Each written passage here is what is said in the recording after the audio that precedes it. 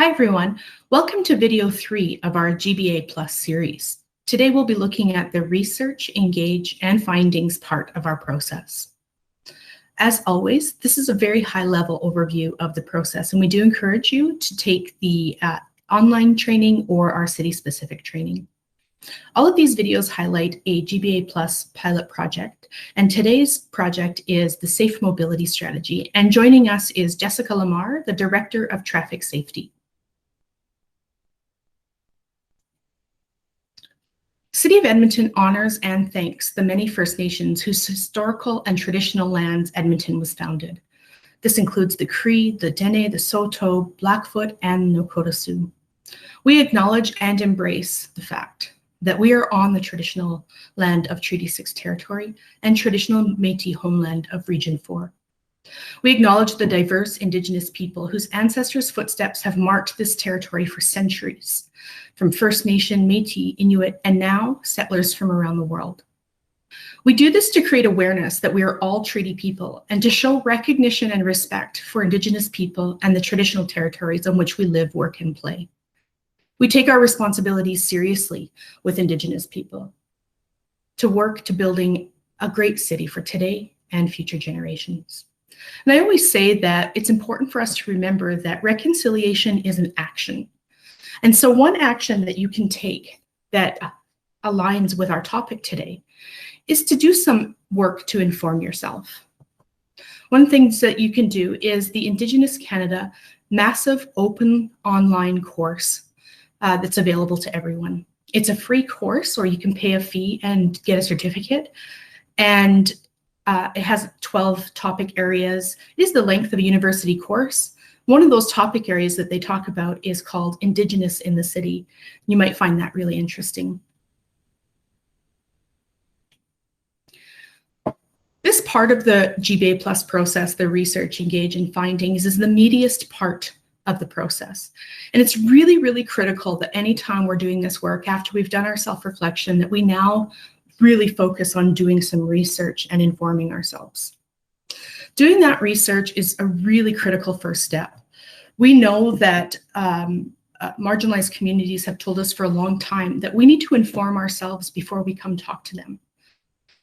We need to critically engage in the information that we can find, and then we can start to have conversations that are deeper and more meaningful with communities that we're working to serve. Doing this helps reduce emotional labor for folks. And so we may have heard that term before. So what is emotional labor? So emotional labor is asking others to educate, is about extra emotional work people have to do because of who they are. So you can see on the screen some examples of some extra work people might have to do that others don't even have to think about. We start reducing emotional labor in the folks that we're trying to include by first educating ourselves on the issues that are most important to them and trying to figure out this in your project, and the ways that you can do this for your communities is a really essential part of GBA Plus. Another really core piece is this concept of nothing about us without us. We can't continue to make decisions for the people we serve without including them or understanding what it is that they need. Our engagement activities need to be clear and concise. They need to be realistic and transparent with our goals and what we can achieve. It has to be the right time, place, and approach for communities, and not necessarily for us.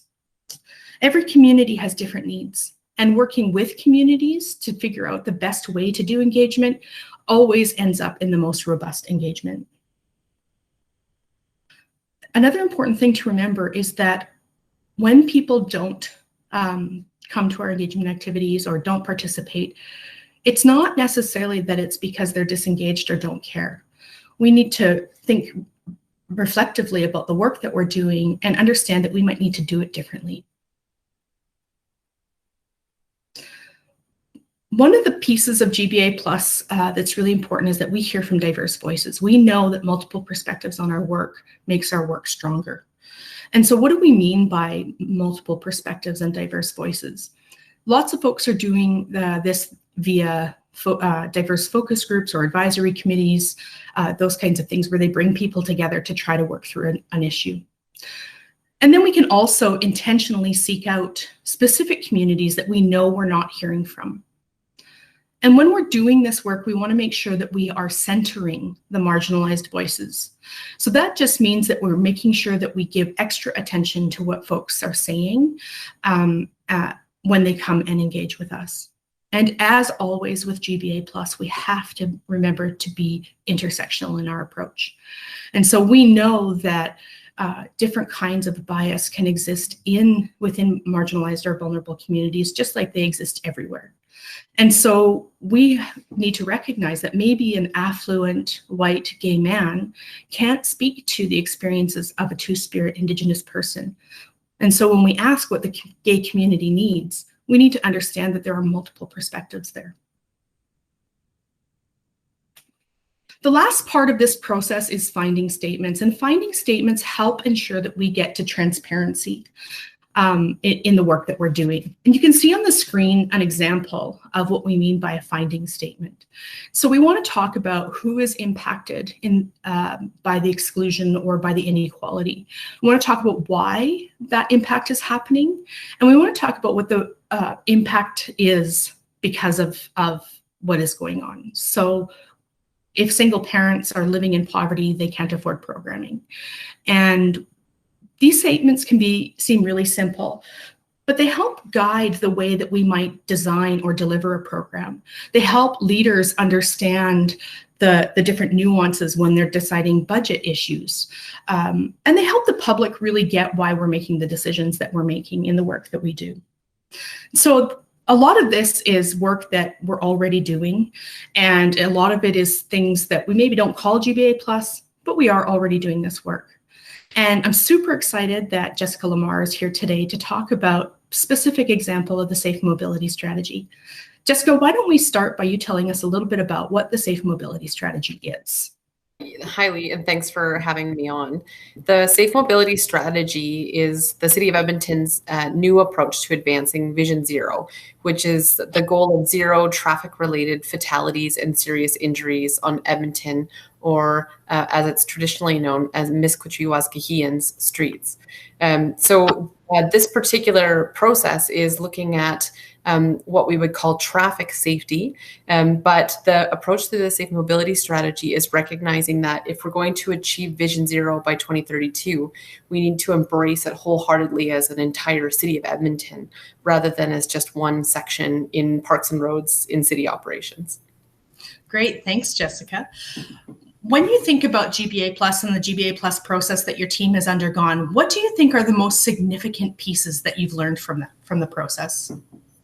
So I could probably talk about this for hours because it's been incredibly fascinating, and it's something that I'm personally really passionate about. But two things really stick out to me that we took away from this process.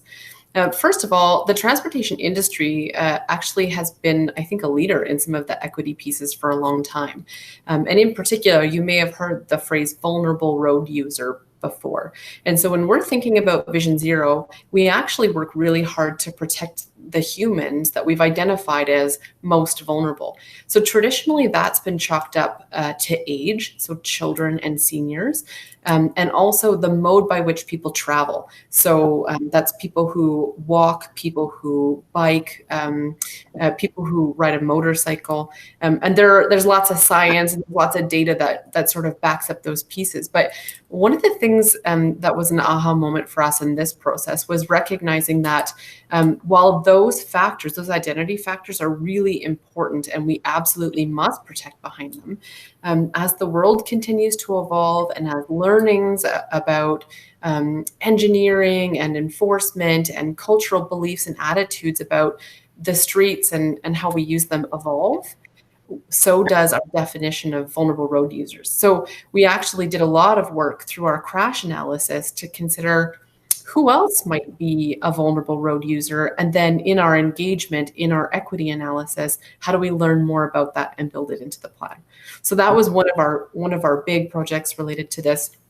The other was understanding better how our own internal processes and things that we just kind of consider a given in the work can sometimes perpetuate inequity. So an example of this is when we did our crash analysis, we identified the corridors, neighborhoods, and areas in Edmonton that have the most significant impact of Vision Zero crashes. Those are crashes that result in serious injury or fatalities in Edmonton. So we identified these hotspots in the city. And then we thought about, how do we actually approach that in our work? And projects that are put in place to move forward safety initiatives they're evaluated using a variety of criteria points. And one of them is around complaints. And so typically at the city, we receive complaints through our 311 system. The sort of loudest voice gets the quickest attention is sometimes a factor in that process. And so what we did was overlaid that data that we know about where people are disproportionately affected by Vision Zero crashes with where we were hearing complaints that frequently drive prioritization around whether we even go to do an assessment about the risk at that location or how highly it ranks on our list for moving forward action. And we found that there was very little, if no, correlation between the two, which means we're not hearing from the people who face the most impact in their daily lives based on where they live in the city. So that's been really important for us. And all of those findings have really influenced the actions that'll come forward in the Safe Mobility Strategy, both in terms of big programs that we want to move forward, but also how we do our business internally to make sure that we're moving forward in an equitable fashion, traffic safety in Edmonton. That's such exciting work, Jessica. I'm so excited to hear about it. What would you say to people that say GBA Plus is too much work or takes too much time? So first of all, I would say I don't think it's an extra thing. I don't think it's, I think we can often build these processes up into these additional projects or layers that we have to add onto our project. It's really not. It's about the kinds of questions that we ask ourselves. It's about the kinds of assumptions that we have built into the work that we do. It's really just about how we approach the project, period. And what I would say is that any additional time or effort, first of all, is just our duty to do.